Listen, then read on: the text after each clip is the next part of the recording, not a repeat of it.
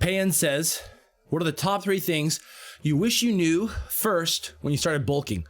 Top 3 things you wish you knew when you first started cutting. I couldn't remember anything that really stood out to me other than a couple of things. So 3 things might be kind of hard for me to do, but I'll try to do to remember what I can. So for the bulking part, I wish I knew more about how important it is to just focus on if you're generally getting stronger or doing more volume and you're gaining weight, then you're doing it right. So I would kind of forget about that and just focus on gaining weight, even if I was plateauing on lifts. In which case I probably should have dialed it back a bit on calories when I was plateauing, and while I try to like dial it back or deload. The other thing is it's okay to do slow volume to where your volume is slowly increasing, not trying to push too hard too fast.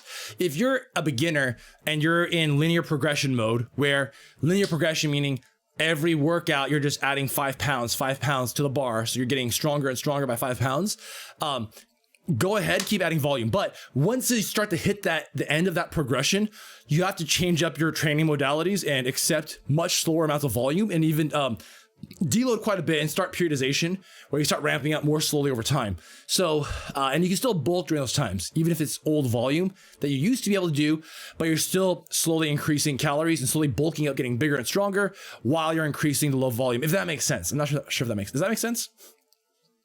The other stuff about diets or cutting, refeeds and diet breaks are, there is no magic secret trick to fat loss, but if there were, damn, diet breaks and refeeds, probably the closest thing to that.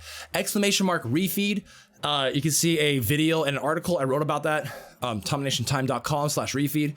So you can check it out there. Refeeds, when you're getting leaner, I think they're fucking magical. It's basically a maintenance calorie day, high carb. And you seriously feel like a new person after you do a refeed day, after you've been dieting down for a while. Anyway, the articles, in the video, they go over the refeed stuff there, so you can read more about that. And then the last thing about cutting is macros and protein. Getting really high protein is not the most important thing ever. Hitting your calorie goals sustainably and feeling good, or feeling good enough, I mean, it's cutting, right? Like, you're not gonna feel great. So doing that is more important than trying to like hit these like 1 gram, get that 1 gram of protein per pound body weight. You've always got to hit that 1 gram, blah, blah, blah.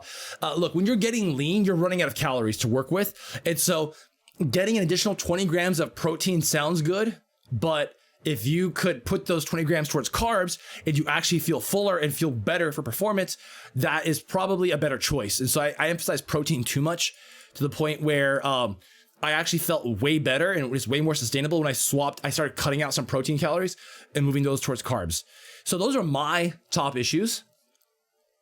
And I asked the chat for some ideas for what their answers were. Pan says, for him, for cutting, the leaner you get, the harder it is to cut. Yep, absolutely.